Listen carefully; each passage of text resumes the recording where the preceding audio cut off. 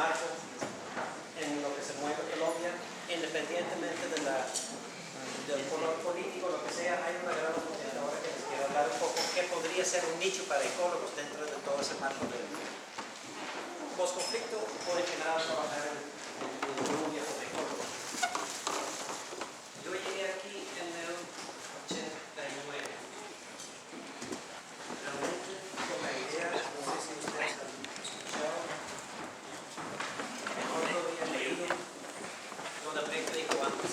Ecoandes fue un proyecto colombo holandés que hizo transectos y eran las primeras descripciones de la vegetación desde el páramo hasta empezar en Santa Marta, de Buritaca abajo, la zona marimbera de esa época, hasta los picos de la Sierra Nevada de Santa Marta, y describieron la vegetación cada 200 metros y fueron transectos y libros muy importantes como referencia en Colombia.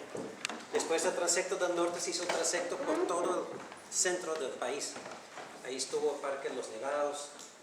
Yo empecé como tesista en el Parque de Chingaza, estudiando la transición de páramos a bosques andinos, comparando Chingaza, que es muy húmedo, con Neusa, que es una zona más seca, para ver cómo cambia la ecología pura en ese sentido.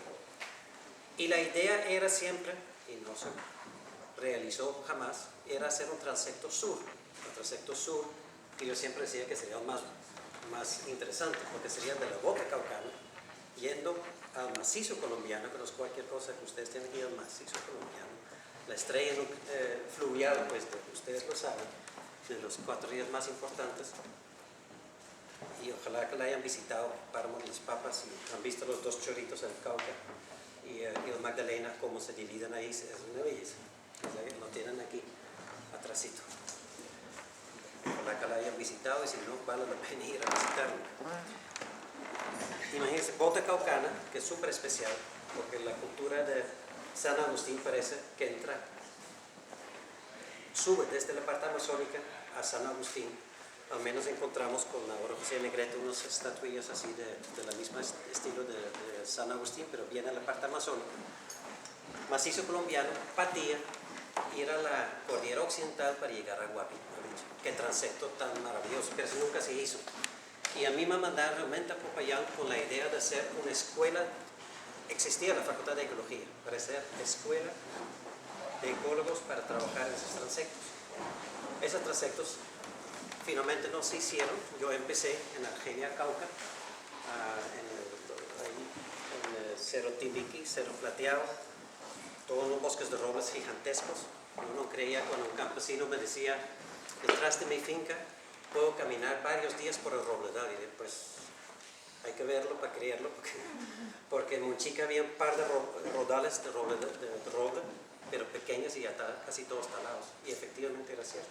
Ahí se podía caminar hasta que uno aguantaba los robledales.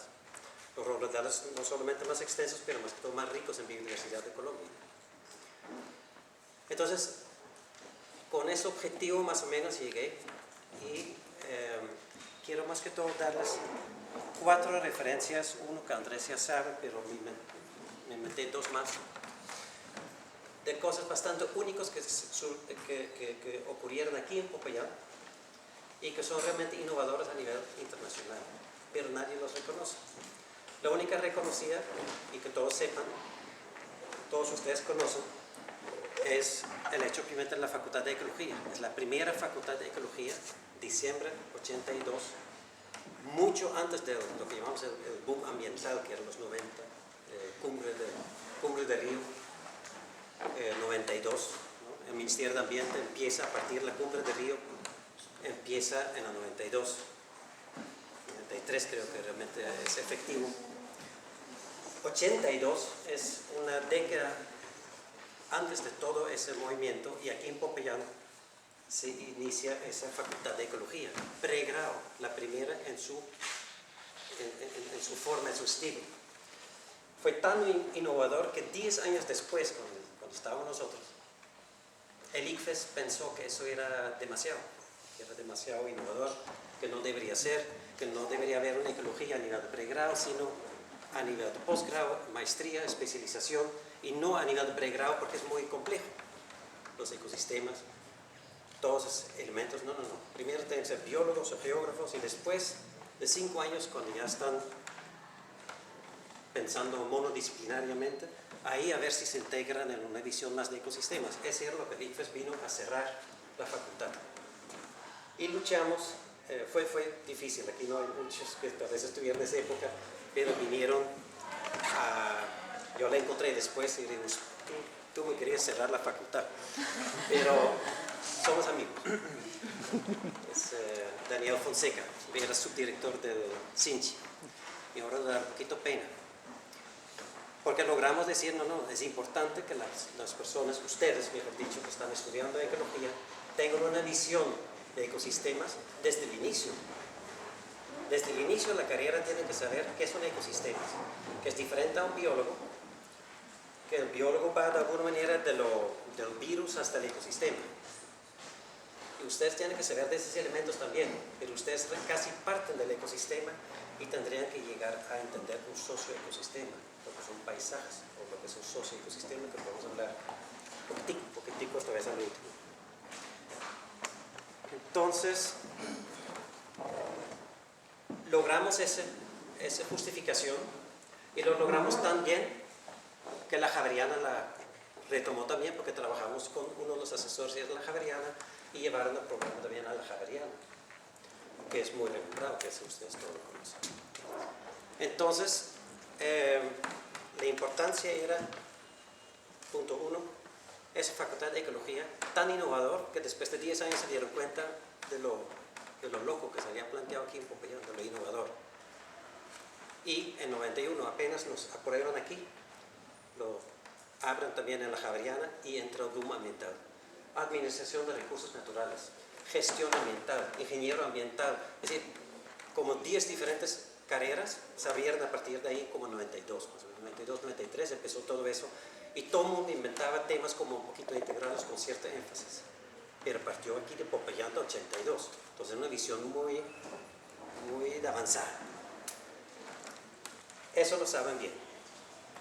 La otra que me recordó Andrés entonces de que es que aquí en el 91 cuando hicimos el nuevo programa curricular es de las primeras universidades en enmarcar su programa en el paradigma de desarrollo sostenible. Desarrollo sostenible viene un poco de Brundtland, que ya es un poco más cuando era Brundtland exactamente 85, creo que algo así, 86, 87 por ahí. Pero en la cumbre de Río 92 apenas realmente se lanza más esa discusión de desarrollo sostenible.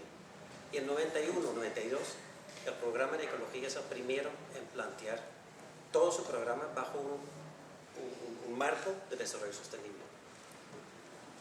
Eso que en otras universidades lo tienen con muchos bombos y platillos, mencionan en su currículum que fueron de los primeros en Europa a hacer esto. Nosotros aquí fuimos como simultáneo, otra vez antes, en plantearlo en Popayán, lo cual me parece algo de recordar. Pero hay 2 temas más. Pocos se recordarán, dudo que ustedes dos también se recuerdan, que hubo un seminario de IUBS UNESCO aquí en Popayán, diciembre del 91, que es posiblemente los primeros eventos a nivel mundial de tener el tema de ecosistemas, el funcionamiento de ecosistemas de alta montaña tropical, correlación a su biodiversidad y cambio global del clima. La mención del clima de avanzada. 91 no se hablaba de cambio climático. Para ustedes esto es algo que se escucha más en Mocoa y en la cosa, y el presidente que diga que eso viene del cambio climático, ya sea cierto o no. Pero es algo para ustedes normal. Pero en 91, el primer evento internacional, porque fue de África y Latinoamérica, con la referencia al cambio global de clima, aquí en Popayán, organizado por la Universidad del Cauca y la Facultad de Ecología. Pocos conocen, creo, ese hecho, pero es un hecho para ponerlo en el currículum de la ciudad, no son gentes de la FUC, es como de la ciudad, del país, por mi parte. Y el último es que, el último, porque vendrán más. Eso es lo que yo quiero incitarlos a que lo que se hizo, porque son cosas como esa idea, ¿dónde sale ese ímpetu de lanzar cosas que no se han pensado? Antes de que todo el mundo lo diga, que lo digan acá. No sé de dónde viene eso. Vendrá de ustedes, tendrá que venir de ustedes. Porque había otro. En el plan curricular que nunca se logró realmente ejecutarlo tal como lo soñábamos con Fernando Vergara, que es ahora director del Museo de Historia Natural, planteamos que no debería ser la ecología una sumatoria de montones de cosas, antropología, sociología, normativa, agua, montones de cosas, para que el estudiante terminara y de alguna manera en su cabeza lo junta como algo integrado. Tal vez lo lograron, tal vez no lo logran, pero no es tan fácil. Dijimos, no, tiene que ser integrado desde el inicio. Por eso yo me acuerdo que yo era decano un tiempito, pero dictaba el primer año. Y dije, no, yo quiero tener estudiantes el primer año para enfocarlos desde el primer año. A ver, el primer año es la integración, no es al final, es al inicio. Y planteamos entonces no tanto las materias como antropología, sino por biomas. El bioma de ecosistemas de montaña, el bioma de la selva húmedo tropical, amazónica y pacífico, bioma de bosque tropical seco y inclusive los biomas marino costeros como biomas, y ahí viene el tema, y los sistemas socioculturales asociados a ese bioma. No lo logramos porque nos faltó el profesorado para realmente tener ese salto cualitativo. 10 años después, que parece más o menos, la década es como lo que se avanza en el Popayán a veces, y 10 años después como que se dan cuenta. No se dan cuenta, o son cosas simultáneas, sea lo que sea el proceso. 10 años después, en el Instituto de Resiliencia de Estocolmo, la señora Ostrom plantea el concepto de socioecosistemas, o sistemas socioecológicos. Súper nuevo, muy innovador. Es lo mismo que planteábamos acá. El sistema ecológico y el sistema sociocultural asociado a dicho sistema hay que entenderlo en su conjunto, no son cosas separadas. Separados es para el científico, nunca para el campesino, nunca para la persona local. Es una sola realidad que vive. No piense que aquí estoy en un suelo y estoy respirando. Es una sola cosa. Es una sola. Aquí lo planteamos y, como digo otra vez, no se logró realmente implementar como hubiéramos querido, pero el planteamiento era audaz y resultó ser certera en la medida que ahora en la PN-GIPSE, que supongo que ustedes saben que es la PN-GIPSE, la Política Nacional de Gestión Integral de la Biodiversidad y los Servicios Ecosistémicos, plantean el enfoque socioecológico. La política colombiana acoge el tema del socioecosistema. No sé qué tanto les están hablando careta aquí en la facultad sobre ese tema. Entonces eso quería como decirles como para darse cuenta de lo que uno con cierta audacia puede plantearse cosas, aunque no sea lo común, lo que todo el mundo dice, lo que han leído, no, se puede plantear cosas. Y curiosamente para mí es una cosa grata, pero un poquito un enigma, cómo en Popayán surge una primera facultad, cómo hacen las primeras facultades en el desarrollo sostenible, cómo plantean socioecosistemas desde la primera parte. ¿Qué tendrá el agua potable de Popayán para esas visiones? No sé. Entonces, eso es un poco de la historia.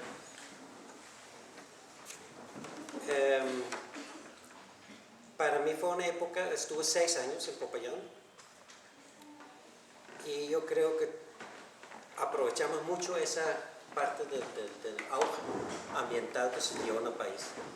El primer curso de educación ambiental para el Pacífico lo diseñamos con Hernando Vergara y yo. Hicimos un curso en el Pacífico.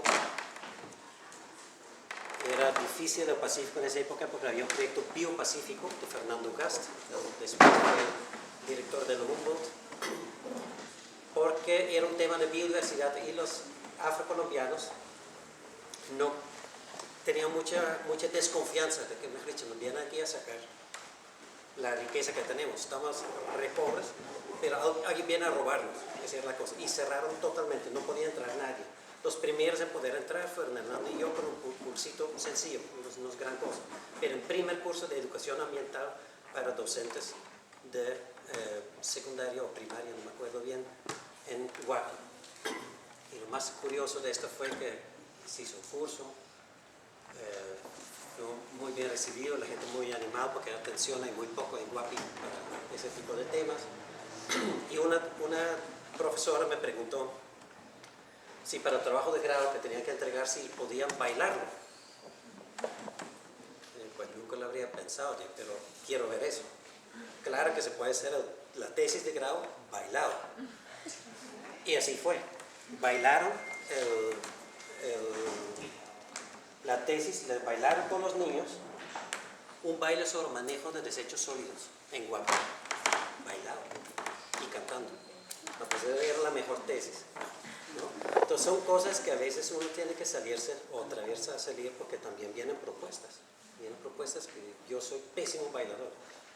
Entonces, a mí no me ocurriría ni hacerlos en baile acá, pero otras tienen eso en la cultura y la expresión. Muchas cosas hicimos aquí interesantes. La primera expedición a la Bota Caucana, que ya les mencioné, hubo una expedición por el macizo colombiano. Con los estudiantes teníamos un bus viejo, ¿cierto?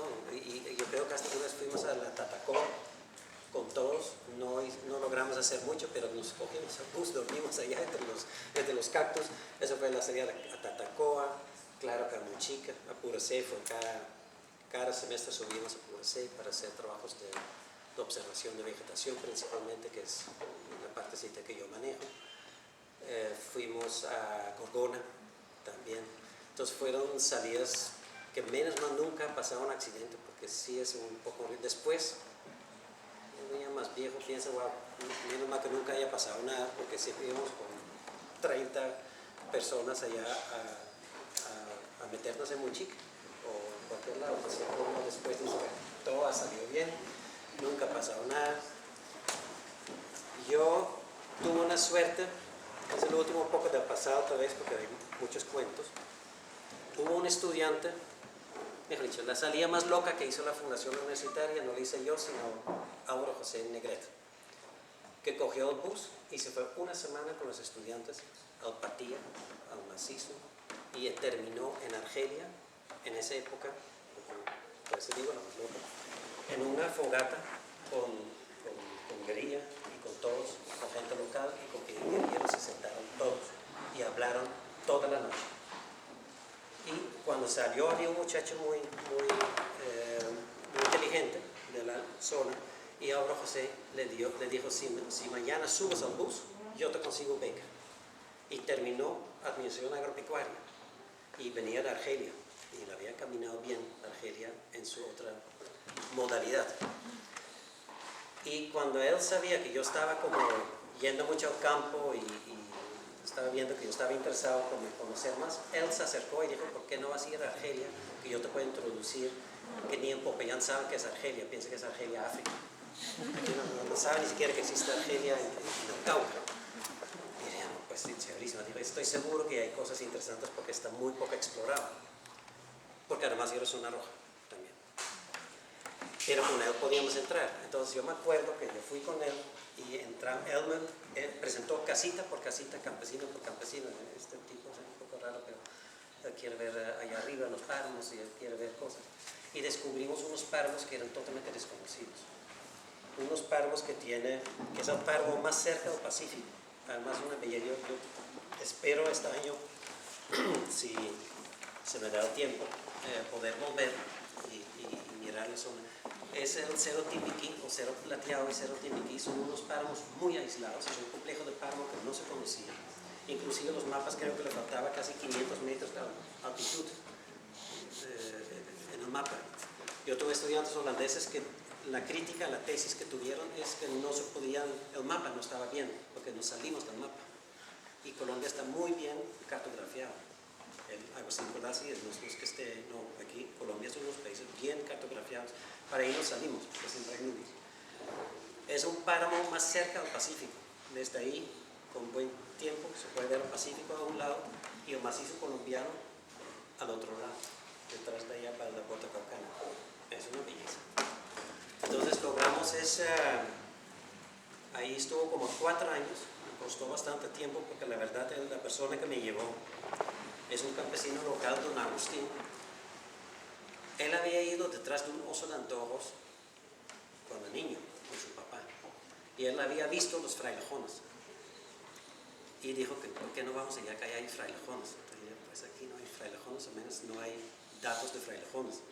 Y le pregunté a José Negrete, y él me dijo, no hay que creerle tampoco a todo lo que digan los campesinos. Pero yo fui, la próxima vez que la visité, la fui con una foto, dije, pero frailejón, estamos hablando aquí de frailejón.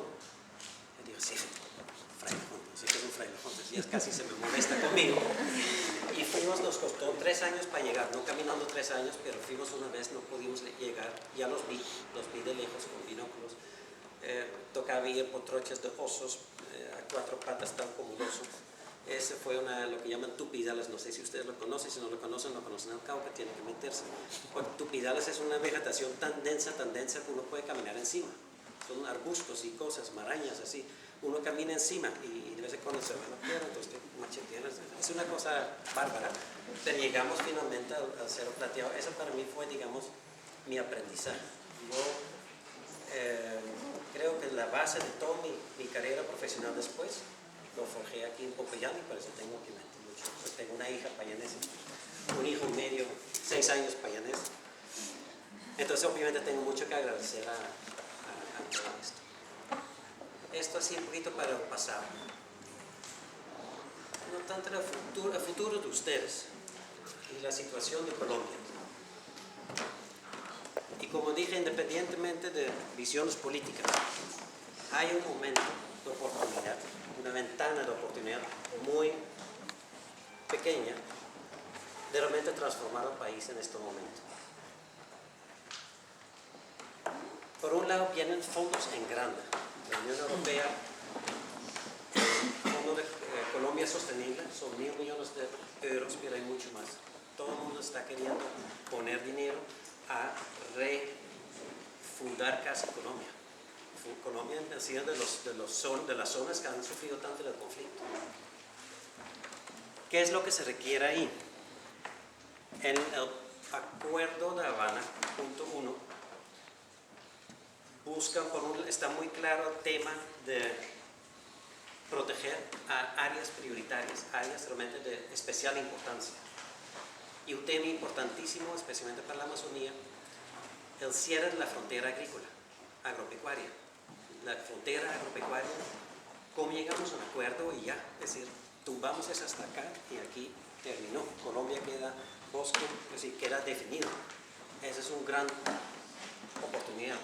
Por el otro lado, la FARC ha solicitado una sustracción de la reserva forestal de la ley segunda de 79 de 3 millones de hectáreas.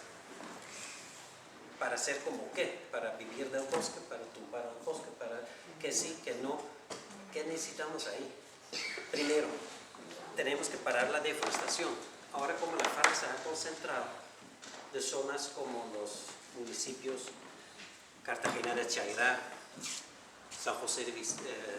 San Vicente de Caguán, Solano, que es más grande que mi país, Holanda.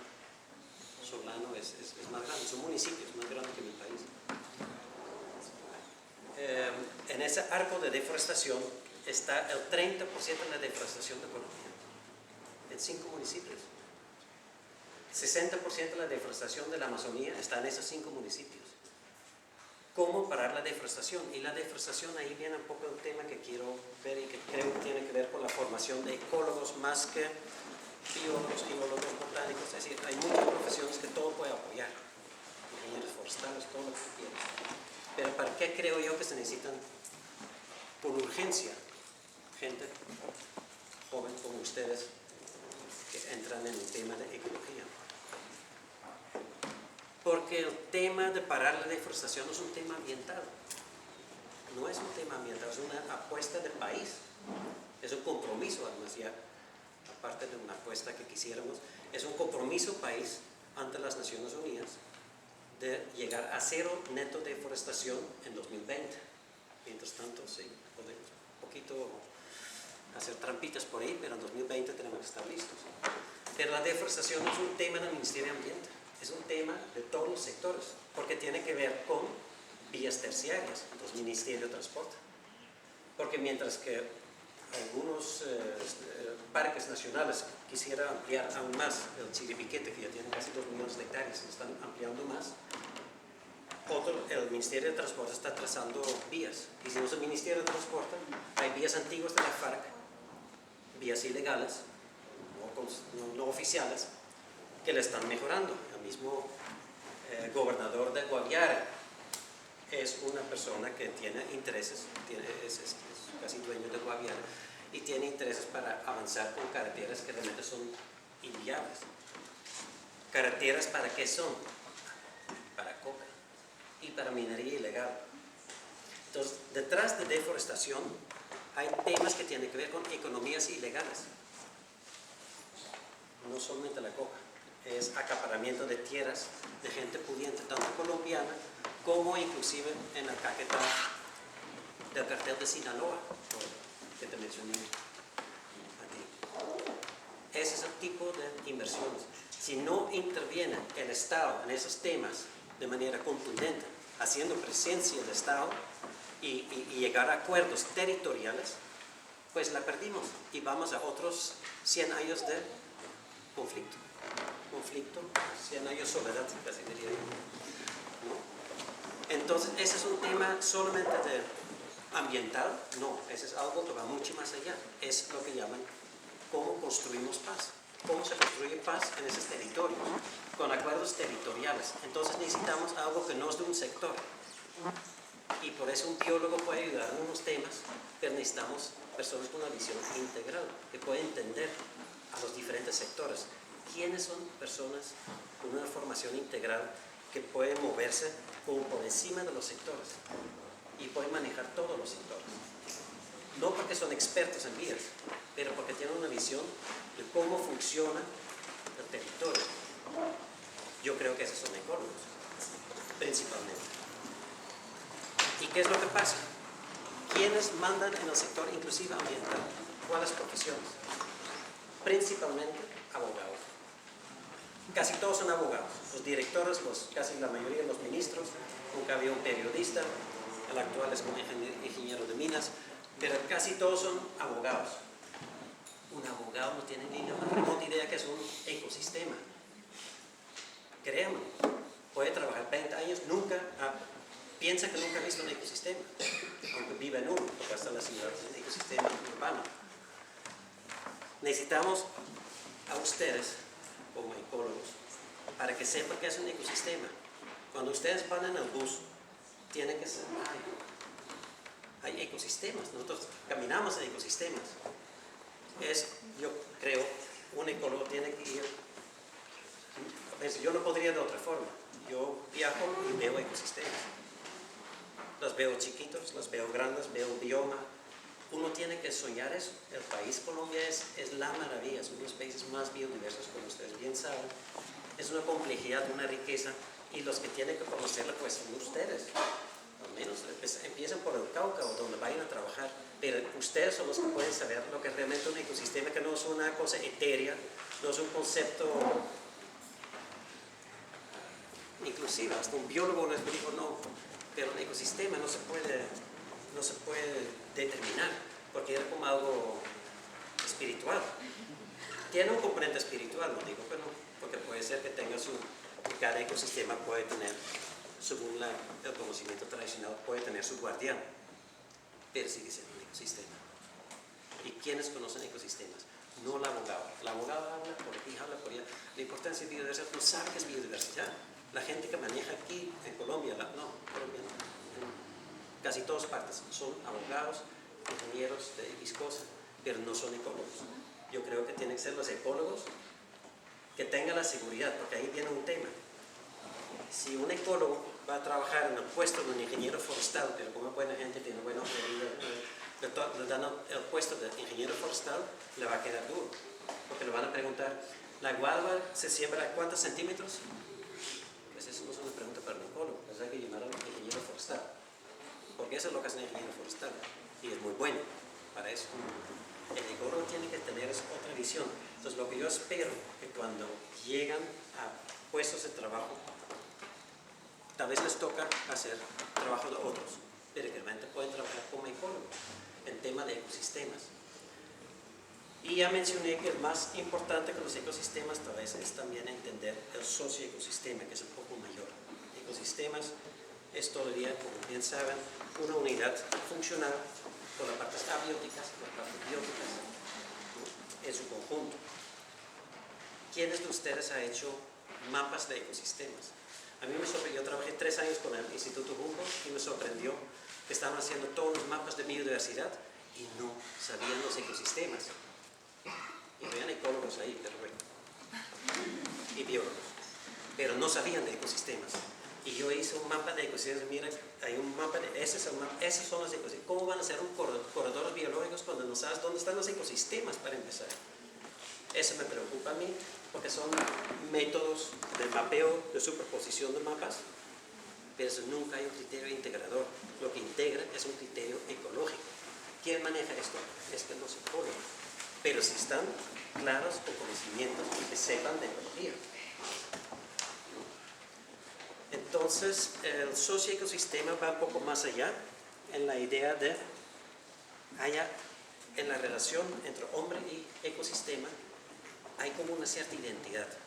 Una identidad es cultural, y ya no es tanto del ecosistema en sí, es la interacción entre el ecosistema y un grupo humano que ha tenido cierta historia y ciertas tendencias y cierta generalmente pues mayor explotación, y llegar a ciertos umbrales en el cual tal vez empieza a mermar, tiene una historia, tiene tendencias, y en eso es importante. Para darles un ejemplo, en el proyecto Ituango va a ser la represa más grande en el río Cauca. Es un muro de 100 metros, altísimo, es una cosa inimaginable, y van a hacer la represa más grande de Colombia en Ituango. Y hay un grupo de barraqueros. Barraqueros son los que buscan oro. Y para el EPM, que es la empresa Empresas Públicas de Medellín, obviamente tienen la visión que si no vives en Medellín estás pobre, ¿no? Que tú no quieres vivir en Medellín, Popayán, pero para ellos es Medellín. Entonces, esos barraqueros los vamos a salvar de esa vida tan paupérrima que tienen ahí buscando oro. Además, no tienen ni tierras. No tienen tierras porque buscan oro y con eso compran lo que necesitan.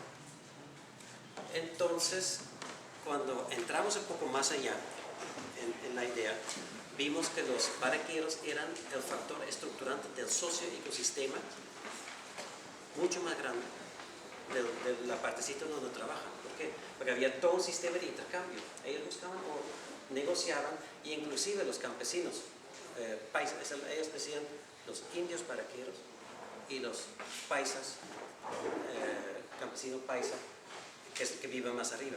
Pero a veces su cosecha no va bien. Gracias a la interacción social, ellos a veces bajan y buscan oro también, y sobreviven gracias al oro. Entonces, perdón, estoy hablando de barraqueros, no estoy hablando de minería.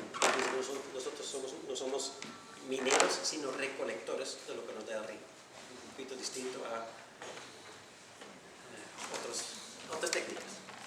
Y resulta que no es tanto que eran unos pobres vagos por allá.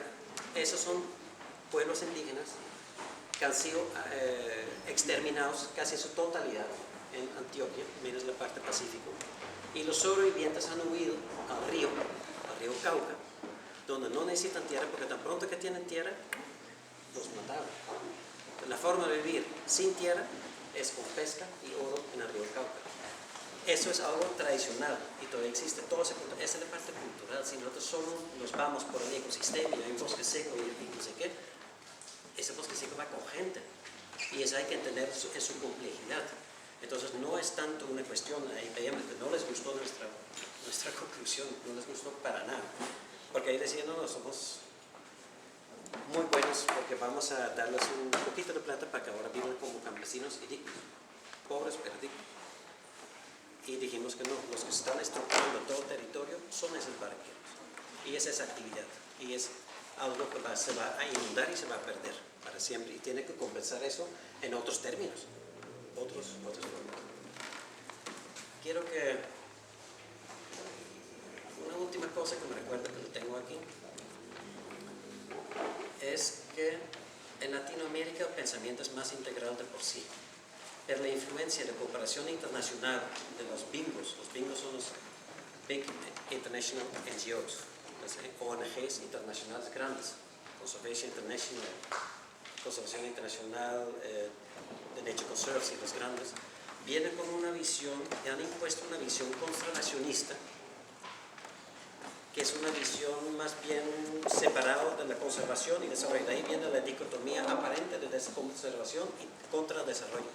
Y ambientalistas que van en contra de lo otro. Eso es una visión que no es muy latina.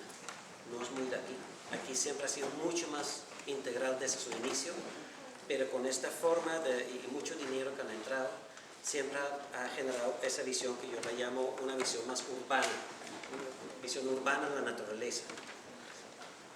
Y es importante entonces mantener mucho más y buscar mucho más esa integralidad, que yo creo que desde la Facultad de Ecología ustedes tienen esa oportunidad de entrar mucho más a fondo en entender qué son ecosistemas y aportar en esos procesos que estamos hablando de este nuevo país donde se busca el desarrollo territorial. ¿Qué es el territorio?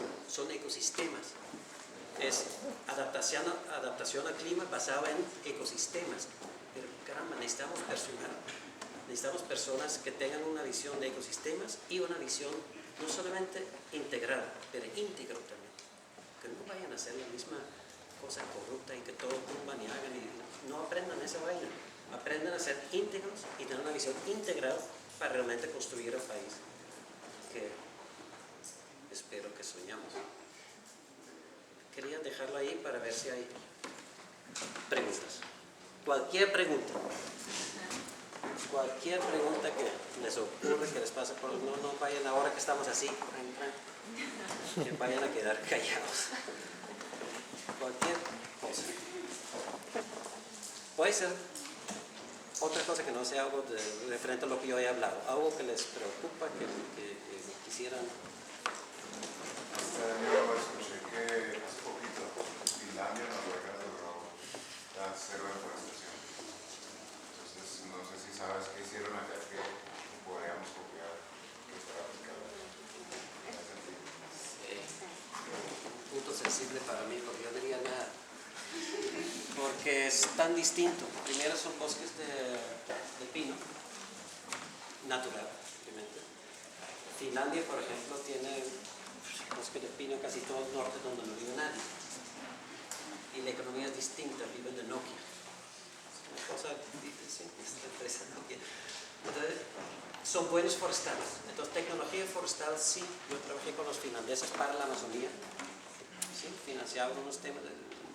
Uno puede aprender de todo el mundo, no digo, pero no es el modelo. El modelo tiene que generarse acá. Y el modelo es muy complejo. No entré mucho en ese detalle de la Amazonía, porque ahora estoy trabajando con Visión Amazonía, que es esa apuesta que estaba refiriendo.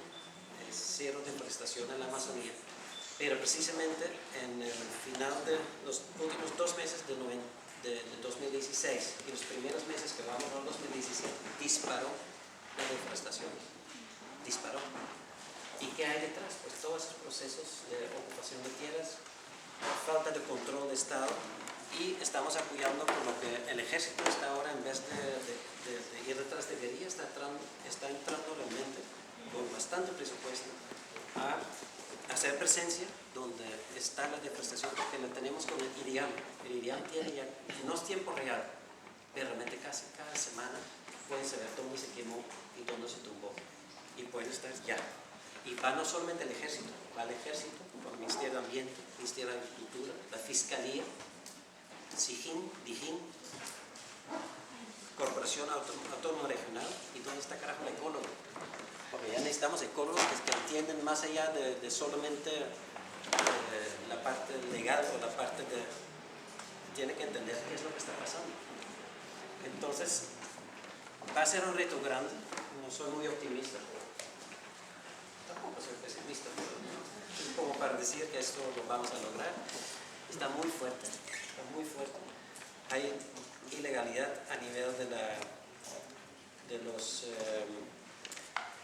frente uno de la FARC, que está en toda esa parte, de MeToo, toda esa parte ahí, aunque ellos dicen que están en contra de la deforestación.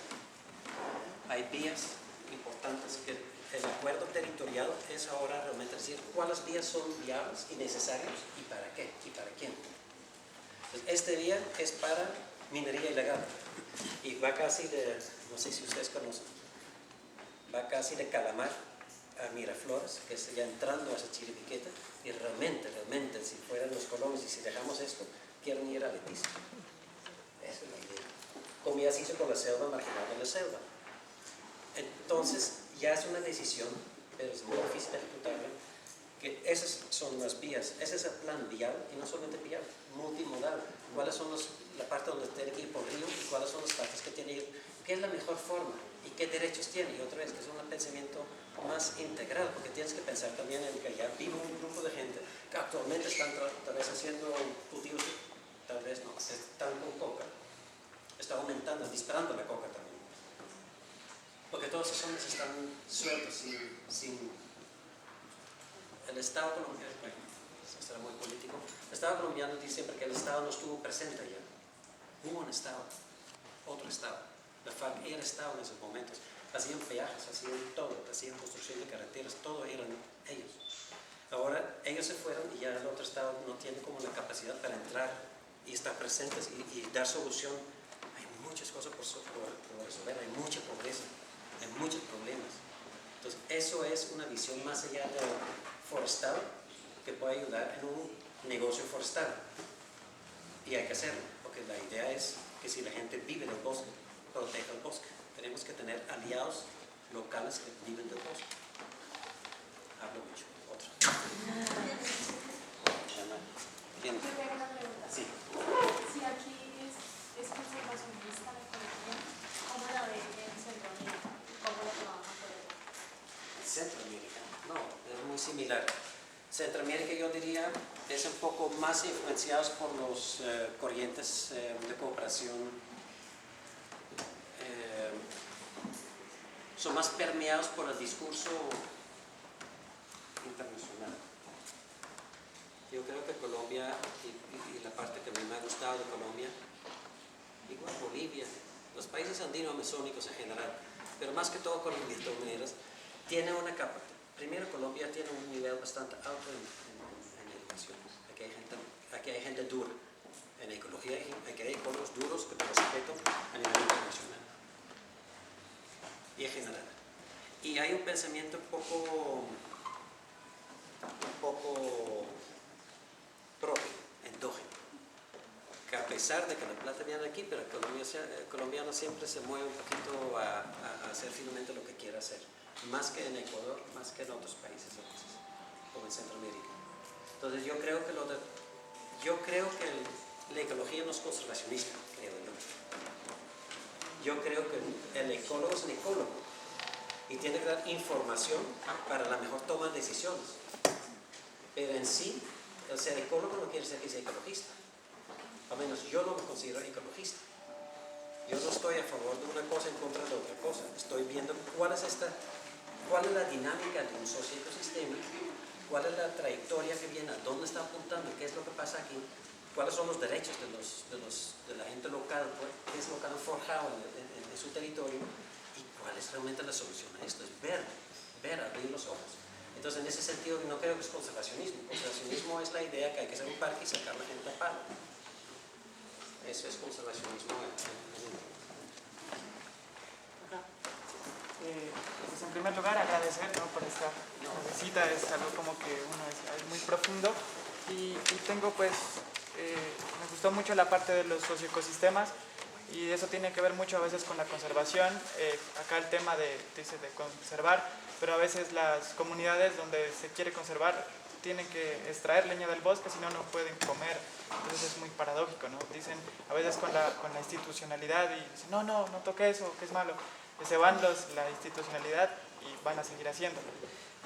Entonces creo que es importantísimo integrar la comunidad, las formas de pensar para determinar cuál es lo mejor que se puede hacer en cuanto a los ecosistemas. Y también pues hay una pregunta que tengo que es en cuanto al extractivismo y a la minería que viene.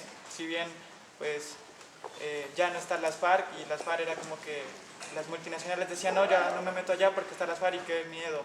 Ahora como que hay una vía libre, entonces como ecología y como futuros ecólogos y como gente que queremos que, pues, si bien el pro de la biodiversidad, ¿qué viene con eso de que las zonas ahora quedan libres para que ahora lleguen y hagan lo que quieran las multinacionales?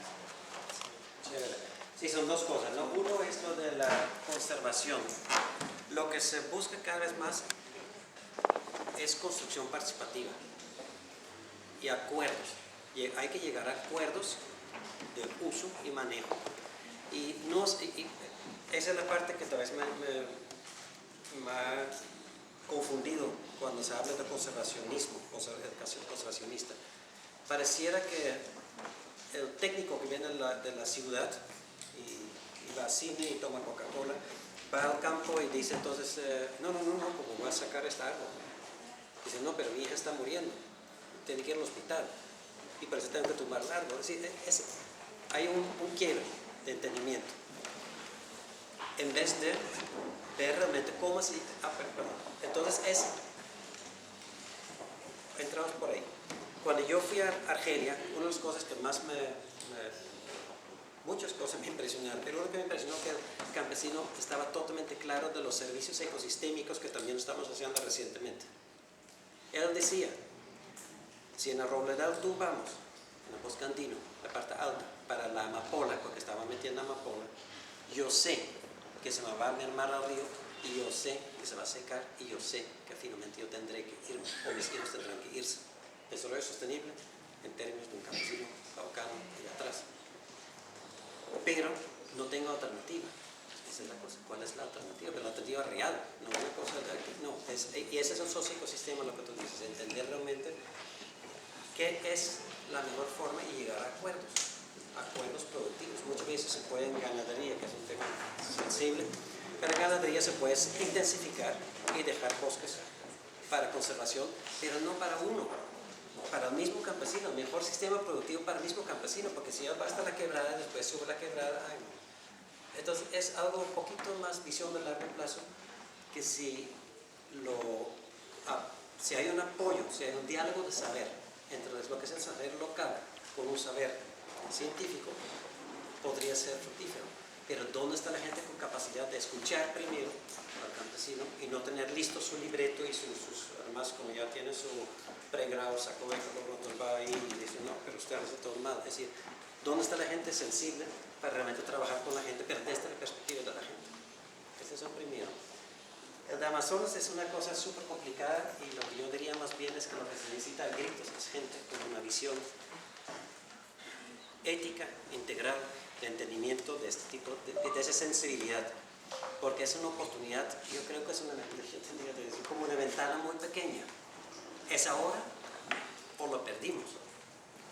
Y por eso es muy difícil, porque imagínense, ¿por qué fue en diciembre la tala tan grande? Porque el ejército tenía temor de meterse en grande, quiero decir, con ¿cómo se llama el helicóptero ese? El Apache, así, y llegar allá al sitio, eso tenía porque estaba recién saliendo la FARC. Ellos cómo van a entrar así, porque sería guerra. Entonces no lo hicieron y aprovecharon y sacaron ya. Es increíble, ¿sí? En el IDIAM yo creo que se pueden encontrar los mapas y puedes ver cómo tumbaron muchísimo. Estamos como de vuelta a 10 años atrás cuando se tumbaron mucho. Ahora sí están tratando de entrar para hacer por un lado una cosa de control, pero así, férrea. Si llegan allá, ¿por qué va la fiscalía? Porque no solamente quieren coger al colono que está con la machete dándole, porque ese es uno que le pagaron. ¿Quién le pagó? ¿Qué es el problema? El que le pagó podría ser un gobernador, puede ser un senador, puede ser es gente de mucho interés. Entonces es difícil ir detrás, pero la fiscalía está comprometido, ojalá, ir detrás de esas cosas. Pero hay que llegar con las alternativas también. Entonces las alternativas es sistemas productivos Y la minería que preguntas, ese es un problema no del sector minero. La minería ilegal es un tema de acción criminal y tiene que tratarse así, que es distinto a lo que es una minería comunitaria, una cosa así artesanal, pero esa minería de mucho dinero de los garimperos y los brasileños vienen hasta lejos. Es decir, eso es algo que tiene que llegar el Estado a hacer presencia. Pero es una ventana ahora de realmente reconvertir las economías ilegales y tratar de mostrar que haya soluciones viables, sostenibles, proyectos sostenibles, y para eso necesitamos gente con una pata técnica, los ecosistemas, pero también una pata de visión. Por eso el programa de la apuesta de la Colombia se llama Visión Amazonía. Es una visión, es un sueño. Pero hay mucho que hacer y yo creo que más allá de ingenieros forestales, ingenieros de vías, ingenieros civiles, es un tema de psicólogos. Ojalá que ustedes se encuentren 10 años después, pero dirigiendo esos programas. ¿Quién más? Ya. Yo como de Putumayo, pues uno de los países más afectados, no tanto por la minería, sino por el petróleo.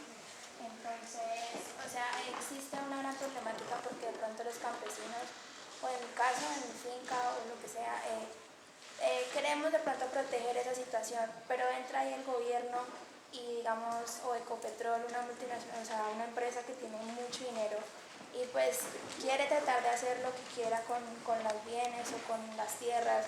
Entonces, ¿cómo entraríamos nosotros a ser rival en esa situación si nosotros como ecólogos o como campesinos tenemos de pronto nuestro conocimiento para manejar eso, pero pues llegan las diferentes empresas y no nos dejan? O sea, ¿qué pasaría ahí? Sí, es difícil. Ustedes todos conocen de la minería del Coloso, por ejemplo, que la comunidad dice que no y después todavía sigue, que tal vez que sí. Hay intereses económicos muy fuertes y poderes económicos muy fuertes. Y a la final una comunidad muy unida y muy clara con su propio planteamiento, no solamente tan local, ese puede ser más grande. En Ecuador trabajamos un programa alrededor de un área protegida con una comunidad Shuar, por ejemplo, indígenas amazónicas. Y la idea era cómo ellos logran realmente plantear lo que llaman en Colombia plan de vida, ellos no lo llaman así. Pero el plan de vida es una visión de ellos y lograr articular eso y plantear eso realmente en la mesa de diálogo. Tienen razón, allá pasa de todo. Compran a los mismos líderes, es decir, puede pasar de todo, pero la única fortaleza que tiene un grupo campesino, por ejemplo, una comunidad, un grupo indígena con sus ATIs, con sus autoridades indígenas tradicionales, o campesino con el Consejo Municipal de Desarrollo Sostenible o con los puntos de acción comunal, pero unidos y tal vez no tan local como más mancomunado. Claro, tendría que plantear las alternativas, pero no es fácil. Ahí no hay mucha solución. La solución en esta ventana de oportunidad es llegar a acuerdos territoriales. Aprovechar ese momento, aquí no pasa nada hasta que haya un acuerdo con una comunidad organizada. Pero con los que estás mencionando y exactamente la parte de petróleo, que sí es legal, no es como la minería ilegal, es un sector difícil, pero tiene que regirse por normas y habrá que negociar. Pero es difícil.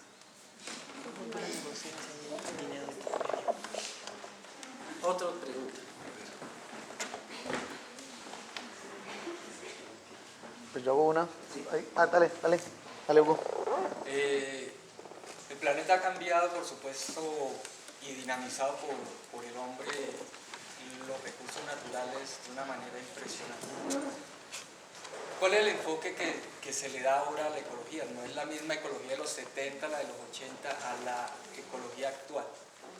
¿Qué tienen que aprender los muchachos en este momento? ¿Hacia dónde hay que orientarlos para que ellos apliquen conceptos y herramientas ecológicas a temas reales de los que pues, ya usted conoce? Es profesor de introducción a la ecología, ¿no? Ah, no. La que tú dabas. Muerde en plazo. Sí.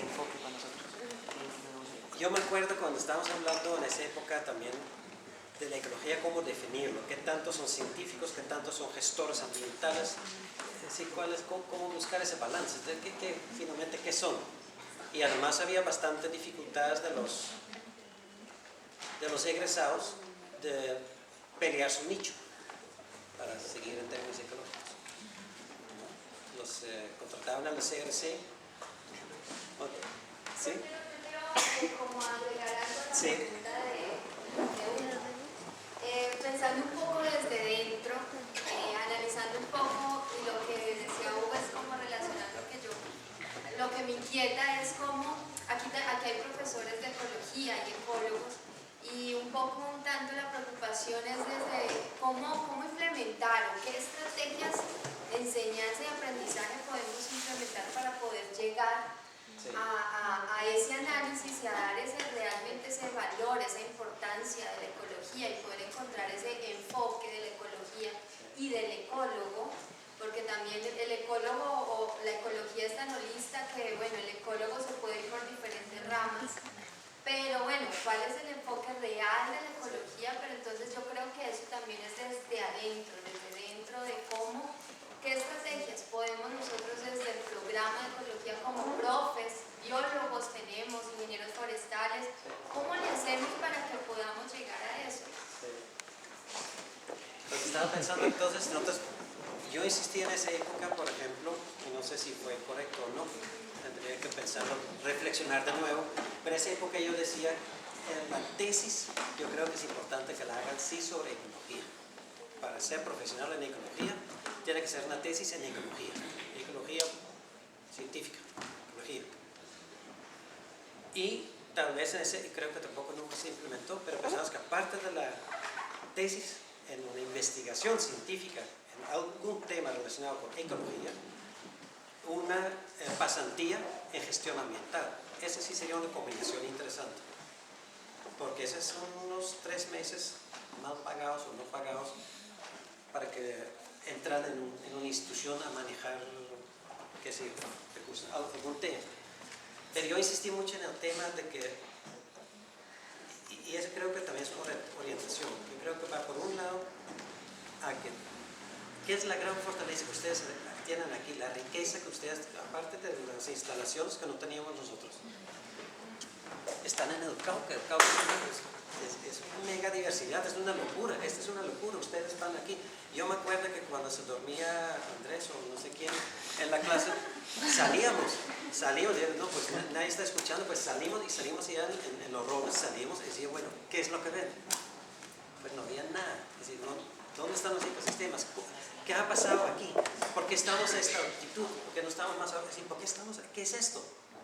Es un tapón de cenizas volcánicas de aquí, de Purecé, de Sotará, que ha taponado esto.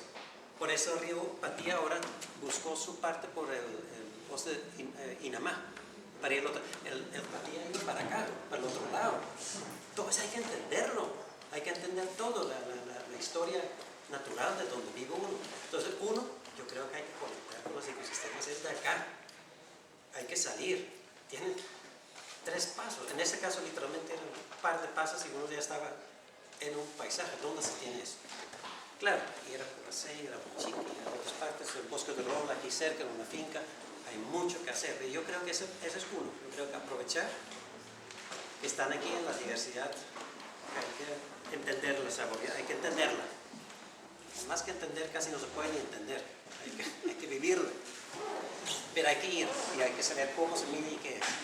Y si sale un ecólogo que no sabe qué es un ecosistema, pero no en papel, pero estando encima de la colina, es decir, esto es un ecosistema de un bosque alto andino, una franja con clusia, que tiene un poco de Weimania y podocarpos. Después viene una franja de bosque andino superior, porque es distinto. Hay que entenderlo, hay que verlo. Eso no es difícil, eso hay que ver. Y si no saben, preguntan al campesino de allá, que sabe más. Entonces, ese es uno. Pero el otro lado, creo, es esa parte de lo que yo digo, es rama hacia la socioecología, el socioecosistema. Creo que es importante que tiene ese fundamento en la parte de ecología pura, pero entiendan también todo el tema de desarrollo sostenible y, como les dije, quién maneja el tema de los diferentes sectores. Necesitamos personas interdisciplinarios, transdisciplinarios.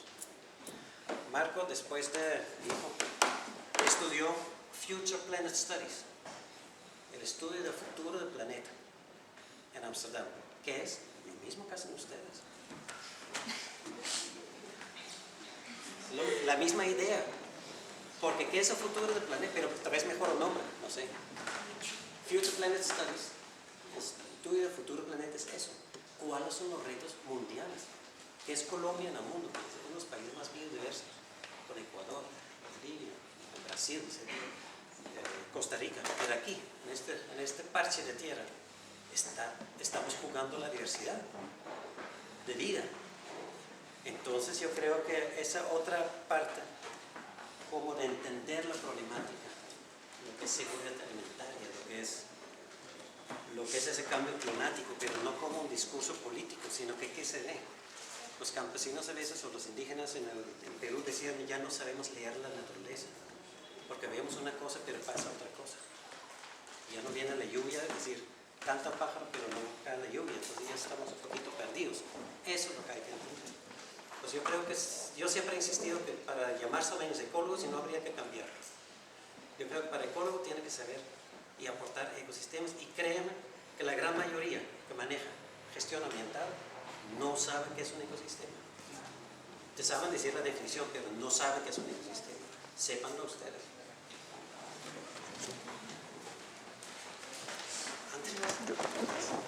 Vale. Bueno, primero pues estoy muy contenta de escucharlo. Andrés, desde que lo conocí me ha hablado de Marlis Beck y mira, el holandés, ¿no? Y digamos que como una pregunta o un consejo que pediría pues para mí y para todos es cómo no perder esa mirada integral. Eso se entrena, uno nace con ella. Lo digo porque cuando me encuentro Andrés me dicen, no, mira, tú vienes de Altaquer, donde están los Aguá, Huayquer, ¿sí?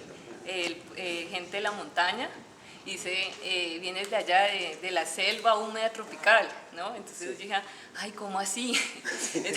Entonces decía, sí, decía, pues realmente me gusta como jugar, ¿no? A integrar, a ver esa relación de todo con todo, pero no sabía que la ecología o los ecólogos son los que, digamos, estudian, ¿no? Y se dedican, y es su tarea que es ver por encima, bueno, qué se está moviendo, ¿no? Pero también con lo que hablas de que esta visión de cooperación internacional, de los proyectos, el dinero, la misma academia, de ver por departamentos, por categorías, de separarlo, nos hace perder, y además también lo que es el capital, bueno, ¿no? El consumismo, otra serie de cosas, la ciudad. Digamos que creo que a veces uno se pierde, o por lo menos yo me pierdo, y me olvido de esa raíz, ¿no? Sí. Me olvido del lugar en el que crecí, de esa diversidad, ¿no? Entonces, es como eso, ¿no? Que cómo crear esos desarrollos endógenos, o sea, cómo hace uno para que acá no se te olvide y en algún momento vuelves a caer otra vez en esa mirada, digamos, fragmentada, ¿no? Exacto. Ya es economista. Economista. Sí, pero esa es la otra parte de la casa. Oikos, nomos y oikos, logos. Es la misma, es las dos, la economía y la ecología son los dos lados. Ecología es una economía avanzada.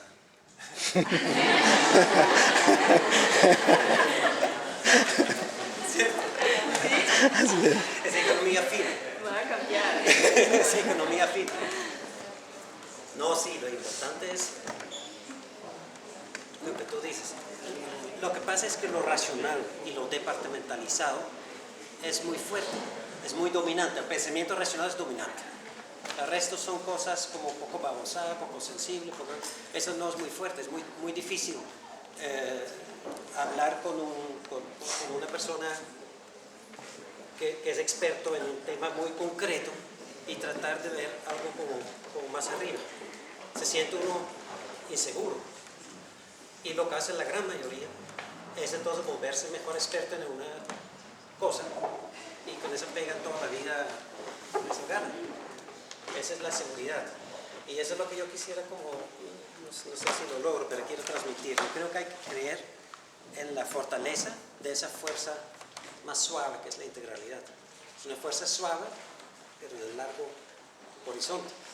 Mientras que lo tecnocrático, que es lo dominante, ha causado lo que han visto.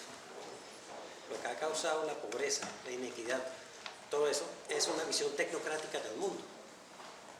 Entonces, sin ir a lo filosófico realmente, es tratar de conectar con el conocimiento que viene de Putumayo, de Altaquer, y por eso digo, qué privilegiados estar en esa zona, es increíble, es lo que pueden llevar de allá. Como ejemplo, imagínense que Trópombos, que es una fundación en Bogotá, uno de los que yo más aprecio en temas de conocimiento tradicional de indígenas amazónicos. Recién, por primera vez, creo que fue 2011, entonces ya ahora sí ya son 6 años, pero igual es muy reciente. La primera vez que se les ocurrió a preguntar a un conocedor local, un taita de los duros, cómo veía la Amazonía. Le habían preguntado de todo, de plantas, de animales, de cosas, cómo hace sexo, de todo. Pero nunca le habían preguntado más allá de su territorio. Dice, bueno, el tipo conoce primero su territorio. Pero le preguntaron cómo es su visión de la Amazonía, que me parece una pregunta tonta. El tipo dibuja la Amazonía en su totalidad. Dibuja el río, dice que el río espiritualmente va de abajo, desde la desembocadura hacia arriba.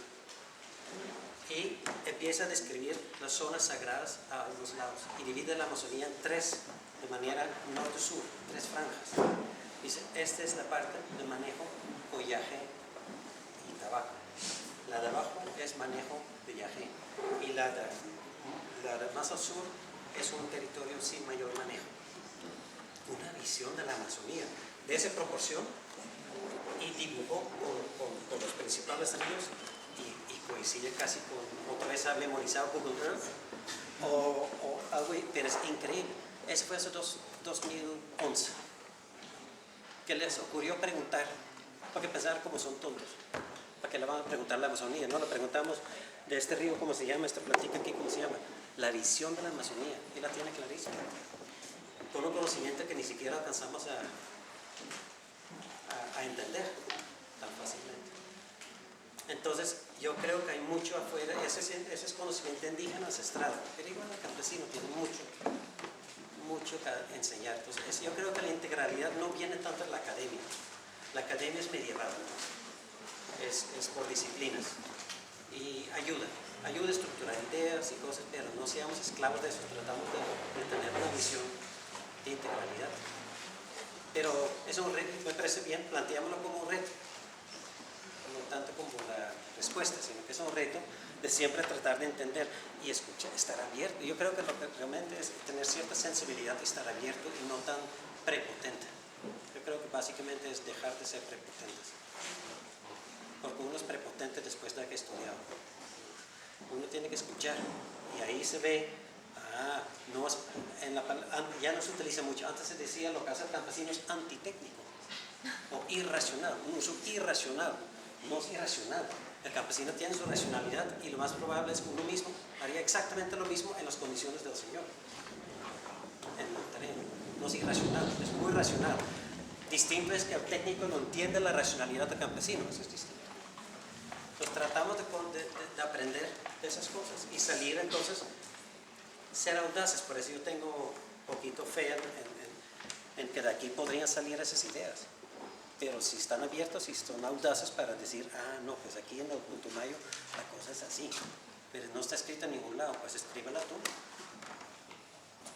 ¿Qué más? ¿Qué no se puede hacer? Sean auténticos. Ya. Bueno, Marcos también, como decía ella, también tenía muchísimas ganas de conocerlo por Andrés. Andrés habló maravillas suyas. No, pues, pero exageró. Y conocí una persona de Argelia y me habló maravillas también. Dice que se le llama Gerardo y que gracias a usted aprendió mucho. Entonces, sí. Y soy campesina, nací en el Caquetá, pero he vivido parte acá en el Cauca bastante. Mi papá es de acá y tú le decías, los campesinos hacen muchas cosas.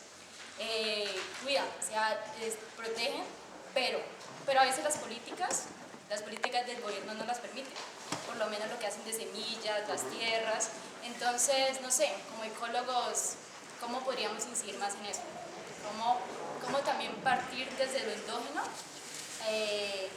reflejarlo también en las políticas? Sí, pues uno es desde lo local, ¿no? Lo que tú dices, desde lo local. Es que casi todos los esquemas, y entre más grande el proyecto, más irrumpen en realidades. Lo que busca, un proyecto busca cambiar una realidad. Es un proyecto. Un proyecto es colocar fondos y esfuerzos para cambiar una realidad. La prepotencia que me refería un poquito es que desde el escritorio uno piensa que esa realidad la tengo que cambiar por aquí porque me parece a mí mejor, porque yo lo sé. En vez de conectar primero a esos conocimientos locales. Ese es un poco para lo local, porque tú preguntas también cómo escalarlo, cómo es el escalamiento de eso también. Que la primera, en el Humboldt. Humboldt es un instituto muy reconocido, es definitivamente a nivel internacional, de un muy buen nivel, muy interesante. Pero a veces les faltaba un poco en un proyecto en el que yo participé, que le querían preparar todo, ya tenían todos los mapas listos, todo. Antes de ir a hablar con la comunidad, tenían mucha información, todo bibliográfico, tenían un montón de cosas, ya sabían mucho. Y con eso, yo le dije, pero no se preparan tanto, porque entre más se preparan ellos, más brecha generan con lo que hay allá abajo, porque ya no pueden ver. Entre más ellos se preparan y ya tienen todo listo, la geología, los mapas, sequía aquí, todos sabían, aparentemente, pero generan esa brecha. Yo dije, no. Y precisamente el coordinador pecaba un poquito en esa prepotencia, porque decía exactamente, fuimos a una reunión con mujeres campesinas, y salieron después de la reunión diciendo, no, aprendimos tanto del Humboldt, qué bueno, qué bueno. Yo dije, esto no era para que ustedes aprendieran, es era que para que nosotros escuchamos esto de ustedes y no escuchamos nada, ustedes no hablaron.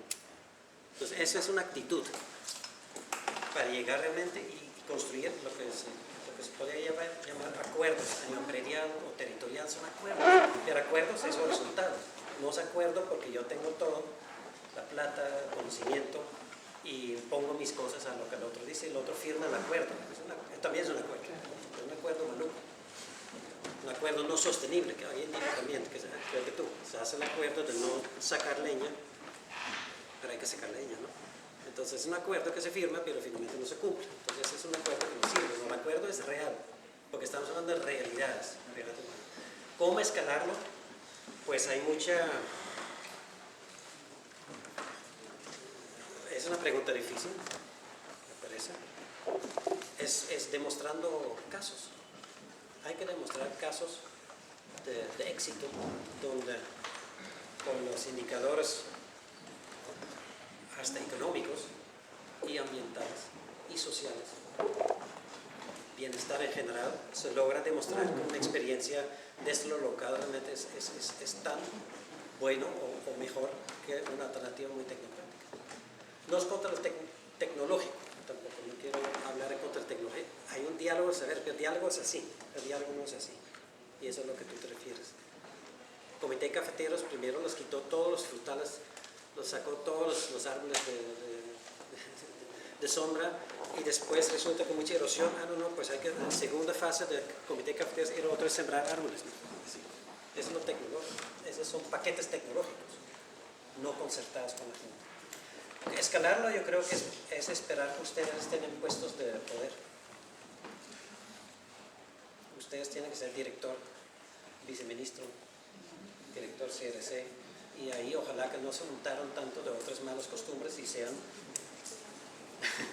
coherentes con lo que aprendieron.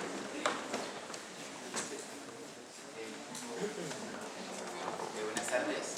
A mí me quedó mencionando algo que usted mencionó hace rato, y es la parte, la que hablaba que en el Pacífico hicieron un trabajo de grado en la que hicieron expresiones culturales para exponerla. A mí me gustan mucho las expresiones culturales, es algo que pues siempre me ha apasionado y he querido pues como integrar esas cosas de mi vida porque la ecología también me encanta. Entonces quisiera preguntarle cómo se mira desde la academia las expresiones culturales para entender los ecosistemas y lo que respecta a la ecología, cómo se mira desde lo académico. Y otro, cómo se podrían integrar estas dos, qué opciones habría para integrarlas. Desde lo académico, lo que me parece curioso en el Instituto Humboldt, por ejemplo, hicieron grabaciones del, no se puede llamar, tiene un nombre que no me acuerdo, pero digamos el canto de la persona que va, que va detrás del ganado, y tiene montones de cantos y cosas que dan, y lo grabaron como una parte de eso, más bien investigación cultural asociado a un manejo de un territorio. Esa es parte de lo sociocultural, entender esto, porque se va perdiendo, todo eso se va perdiendo. El llanero ya se ha perdido, porque todo se va a convertir en agrocombustibles.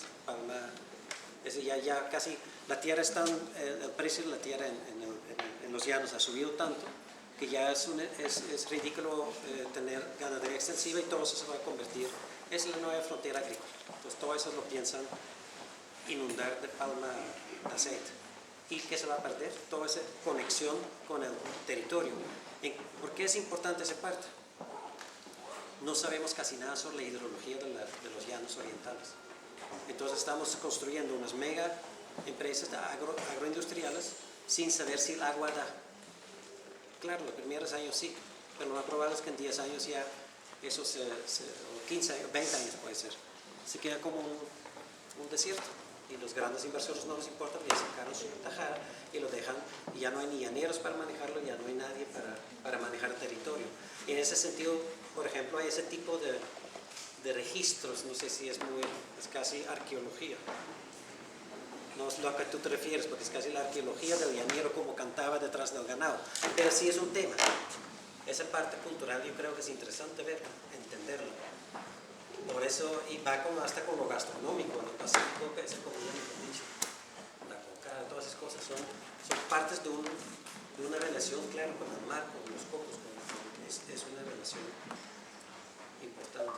Fue chistosísimo porque cuando decimos lo que no les conté, porque es un poco vergonzoso para un ecólogo, cuando fuimos al curso de educación ambiental al Pacífico, a Guapi, resulta que en Guapi la gente, los afrocolombianos, no les gustaba mucho adentrarse en la selva. Manejan río, manejan pesca, manejan río, pero meterse en la selva y decir, no, nosotros no sé totalmente la verdad, pero ellos decían, no, nosotros no nos metemos, hay culebras, ya no nos metemos. Entonces estábamos en una lancha y yo quería que conozcan un poco más, porque ahí decían biodiversidad y cosas y nadie sabe. Nosotros no sabemos qué es biodiversidad, pero ustedes todos vienen a robar la biodiversidad. Yo quería decirles, no, pero ¿qué es lo que saben ustedes? Desde la lancha yo vi una parte y mira este bosque, este está como chévere, es como un bosque primario me parece. A ver si lo hagan el perfil y lo dibujan y me explican un poco. Todos se ríen. ¿Qué pasa? Dice, ese fue hace 5 años un potrero. Pero, ¿cómo lo ven? Empezaron a contar, porque hay tales árboles, hay tales. Entonces, ¿quién no sabía aquí de la biodiversidad? No jodas. Entonces, eso es como ese conocimiento local, que es mucho más rico a veces lo que uno piensa que maneja. Y chévere, busca la forma de expresar, de ver, de valorar expresiones culturales que están asociadas con territorios. Y buscan un sentido, tal vez tiene aparte de la expresión en sí, que es bonito, color, movimiento, canto, lo que sea, tal vez le buscas un sentido para movilizar gente, para identidad, para con el territorio. Pero porque por lo menos en mi municipio, en Mercaderes, aquí del Cauca, me he dado cuenta que se ha perdido mucho la identidad cultural. La verdad es que prácticamente no tenemos identidad cultural. O sea, no tenemos en nuestro ecosistema, pues el bosque es seco. Y no hay como una identidad así como hay en otras comunidades con respecto a la naturaleza como tal. Y pues sí me preocupa, pues, porque la gente no valora lo que hay. O sea, no valoramos lo que tenemos porque no nos identificamos con el territorio. ¿Ustedes qué sueñan hacer entonces? ¿Cuántos años les falta? ¿Quién tiene un plan de que lo que yo quiero hacer cuando me gradúo, termino mi tesis? Y a mí me encuentras en 5 años, ¿dónde? ¿Quién tiene una idea clara de eso? ¿De qué? ¿Empresa de qué? No. No, me gusta mucho lo de las energías renovables. Me miro una gran oportunidad tanto económica como la oportunidad de mejorar, ¿no? Cómo nos encontramos. Pero por eso me empapé un poquito de la parte ambiental, porque también tengo la visión de crear empresa y no salir solo como el empleado, como la persona que busca un trabajo como tal, sino la idea de crear oportunidad para las personas. Pero sí me gusta mucho la parte de energía, pero a medida que voy conociendo, pues estamos arrancando, he mirado nuevos caminos o nuevas oportunidades de crear ese emporio que tengo en mi cabeza, como tal. Está bien, está bien. ¿Quién más tiene idea así como que sueño, una cosa que dice eso? Ahí me veo, o quisiera. No les creo.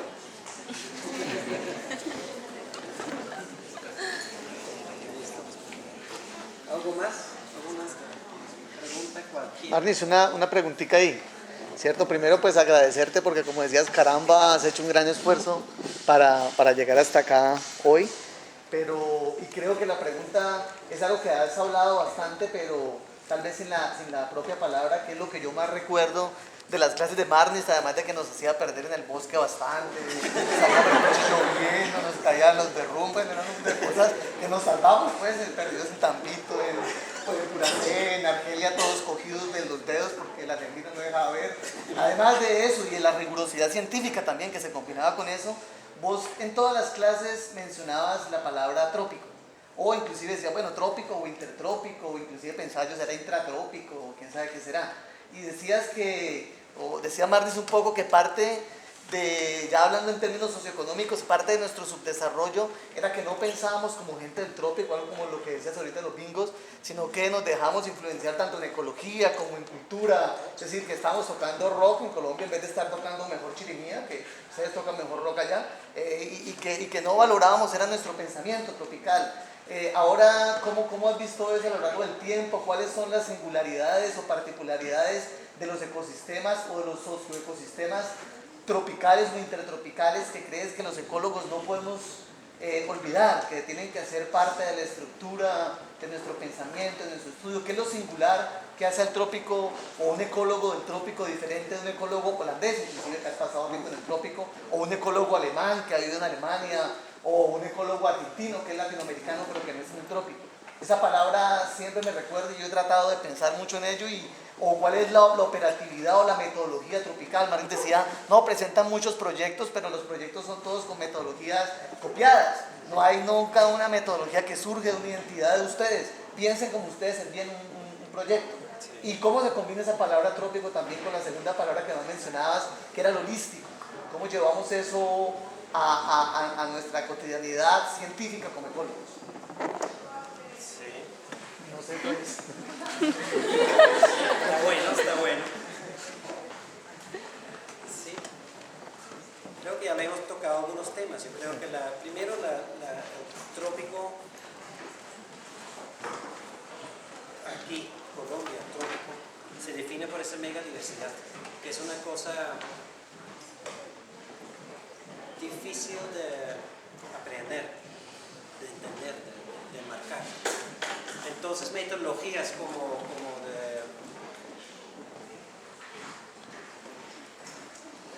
muy rigurosos, aquí sobrepasa realmente la capacidad.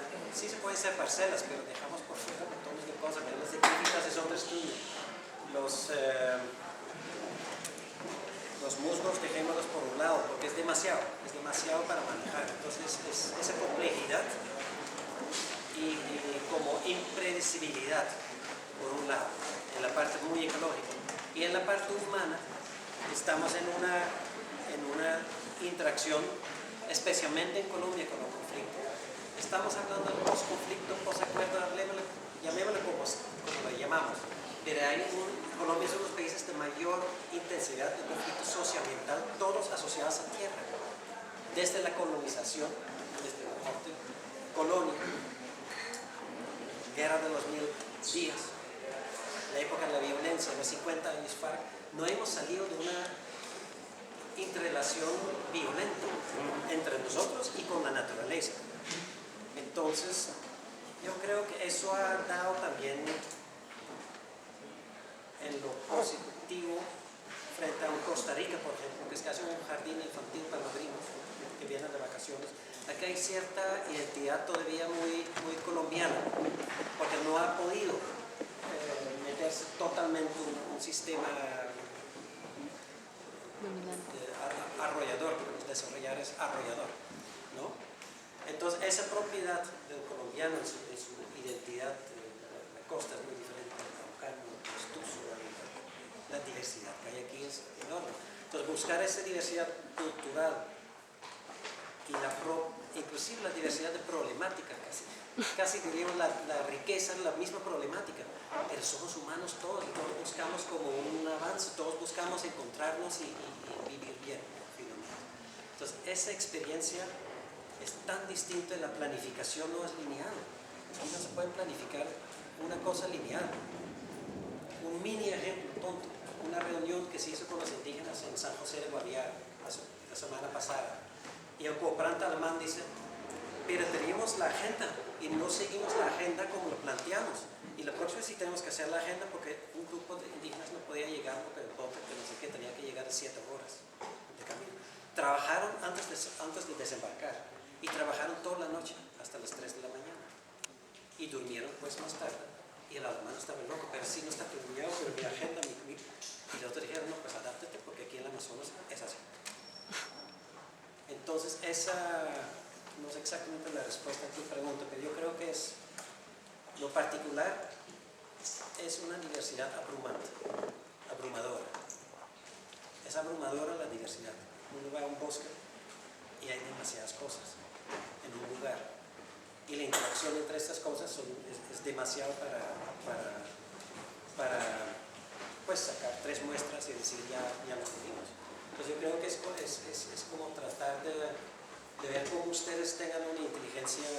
Yo creo que el colombiano en general tiene una inteligencia social muy grande, y yo creo que esa misma inteligencia social que tiene como para expresarse, la verdad que todo lo utilizan también para buscar soluciones propias, llamémoslo como sea, para problemas muy precisos, muy locales. Bueno, cuando hacía a la presentación hoy, reunión de la charla y queda la charla negativa de cambio climático, ¿cuál es tu posición ante el tema? Ya que no has tocado. Cambio climático. No, lo que me preocupa es que cuando Mocoa, que será presidente, diciendo que es por causa del cambio climático. El cambio climático puede generar regímenes de lluvias diferentes, muchos picos, muchos baches en épocas secas, pero obviamente no es el causante nunca del cambio climático.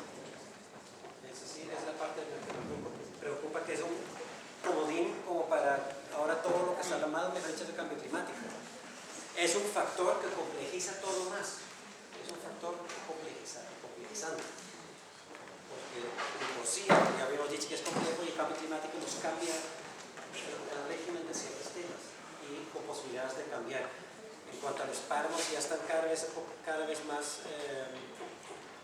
Mauricio Díaz Granados, por ejemplo, experto de frailejones, está viendo que los frailejones no van a poder subir lo suficientemente rápido, subirlo caminando. Con Agustín decía que sí caminaban, pero el proceso de coger las nuevas zonas, porque como se va calentando, algo va más para arriba, hay frailejones que no van a poder. Hay un páramo como Rabanal, que no conocerán, pero cerca de Boyacá, que es como tan planito, se va a desaparecer. Es un parque nacional, ¿de para qué? Si eso ya no va a ser parque. Entonces hay cosas que complejizan, pero no puede ser un comodín simplemente. La variante de Mocoa, por ejemplo, ha habido deslizamientos y se ha taponado ríos desde hace rato, no han hecho la compensación que legalmente deberían hacer para reservas forestales o reservas naturales, y entonces es un desastre anunciado. Pero, claro, el excesivo de lluvia, pues esa es la partecita que lo complica al cambio climático. Pero me preocupa, lo mismo ha pasado, eso no es de aquí, lo mismo es los grandes lagos en África, bajan el nivel, cambio climático. No, son los holandeses que tienen ya negocios de flores y chupan agua como loco. Esa es la razón. Entonces, tratemos de entender qué es lo real, es decir, queremos el cambio climático. Pero sí, parece que están aumentando niveles más Andrés, lluvia, menos lluvia, ¿el calentamiento global, el cambio más climático? lluvias como extremos. Los mismos campesinos indígenas lo dicen claramente, que están muchas cosas no funcionan bien, y es preocupante porque cosechan cuando realmente ya después viene la lluvia. Una comunidad indígena en el Amazonas, por ejemplo, antes tenía una chaga, ahora tiene tres. Uno en el río, uno en una primera clase y otro en una tierra firme. ¿Por qué? Cuando está seco, esto realmente no sirve, pero el del río sí. Pero cuando se inunda, eso se perdió, pero tiene otra. Adaptación al cambio climático local. Para no ir más.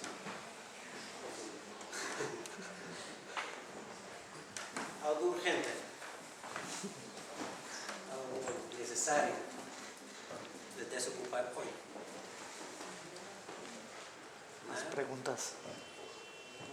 Una inquietud que dice, no, estoy metido en esta ecología, pero no sé a dónde voy.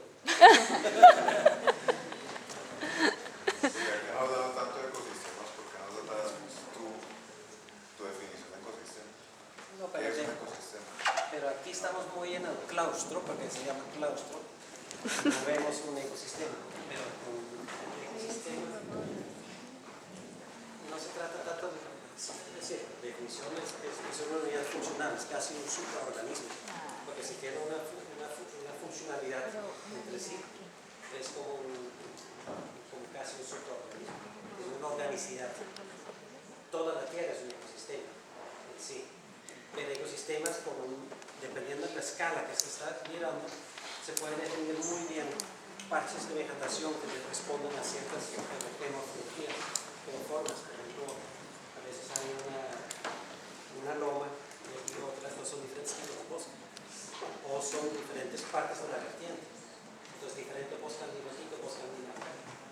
Entonces, son diferentes ecosistemas. Claro, como muchos ecosistemas ya están intervenidos, son ecosistemas antrópicos, ya agroecosistemas o todo tipo de niveles, que es un poco más difícil a veces de distinguir cuál es.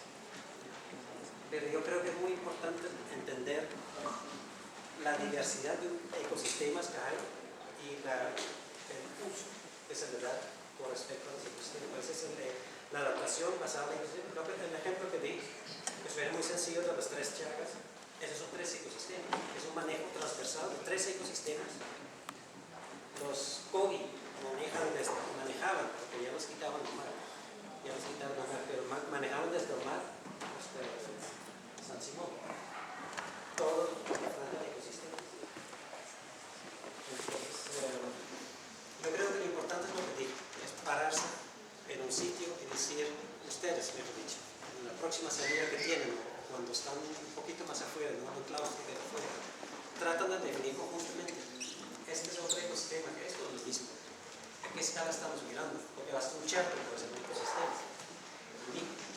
Pero si miramos qué son, tratan de entenderlo, tratan de entender por qué. Y no solamente es verlo ahora, tratan de ver toda la génesis, toda la historia. Que esto parece lo que les digo, toda esa historia natural de cómo son. ¿Cuál fue la primera cordillera que surgió? ¿Cuál es la primera cordillera que se formó aquí?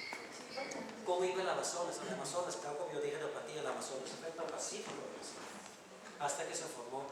Es una película, al menos yo creo que todavía tengo un pensamiento como de imágenes. Pues yo tengo que imaginar, yo soy lento, no soy rápido, soy lento, pero yo tengo que imaginarlo. Es una película, uno tiene que ver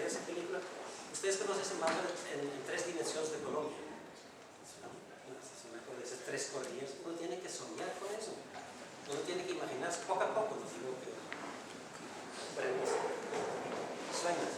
Trata de entender, de leer, busca cómo fue. Entonces, para mí yo tengo eso grabado como va en 3 fases que surgen esas 3 cordilleras y se forman mares adentro. Por eso hay, por ejemplo, esos fósiles marinos en varias partes.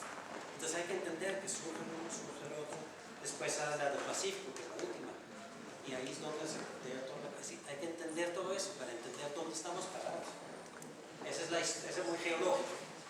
No hay nada más rico que caminar con el todo como un geólogo. Para que se da esa parte